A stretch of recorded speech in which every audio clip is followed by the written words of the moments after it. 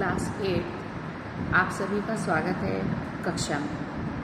बच्चों, आपकी ग्रामर की बुक व्याकरण वीथी से आज हम 6th चैप्टर वचन पढ़ेंगे। सामने कुछ एग्जाम्पल्स दिए हुए हैं। चिड़िया, चिड़ियाँ, लड़का, लड़के। इन्हीं कुछ उदाहरणों को वाक्यों में प्रयोग करके बताया गया है। एक चिड़िया घोंसले में बैठी है, अन्य चिड़ियाँ डाल पर बैठी हैं।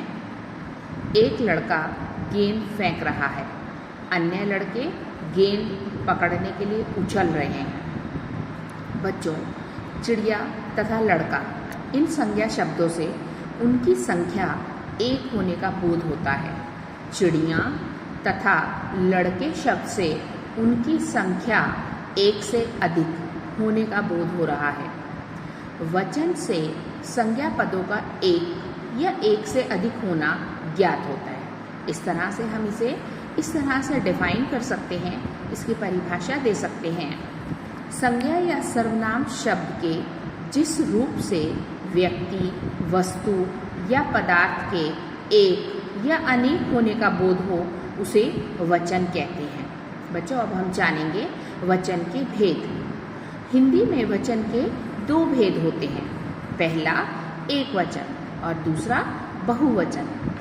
एक वचन जिस संज्ञा पद से किसी प्राणी या वस्तु के एक होने का बोध हो उसे एक वचन कहते हैं। जैसे तितली, कली, आदमी, दरवाजा। यहाँ पर इन सभी शब्दों से इन सब का एक यानी संख्या में एक होने का बोध हो रहा है। अतः ये सब शब्द एक वचन के अंतर्गत आएंगे।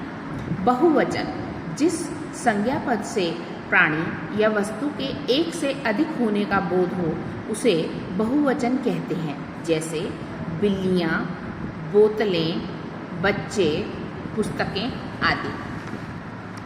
ऊपर दिए गए शब्दों में एक से अधिक का बोध होने के कारण ये बहुवचन है। वचन की पहचान। बच्चों, वचन की पहचान दो तरह से होती है। पहला संज्ञा या सर्वनाम पदों से और दूसरा क्रियापदों से। अब इसकी पहचान को हम जानेंगे। पहला है संज्ञा या सर्वनाम पदों से।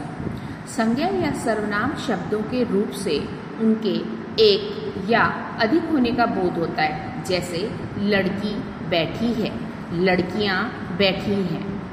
यहाँ पर लड़की शब्द जो संज्ञा शब्द है और दूसरे सेंटेंस में लड़कियाँ जो कि एक संज्ञा शब्द है, यहाँ इस संज्ञा के रूप से उसके एक वचन या बहुवचन होने का बोध होता है।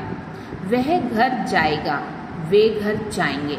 यहाँ पर वह और वे ये सर्वनाम शब्द के प्रयोग से और इनके रूप में अंतर से ये मालूम चलता है कि वह शब्द एक वचन है और वे शब्द बहुवचन है। इसी तरह से एक और उदाहरण है, मैं आ गया, हम आ गए।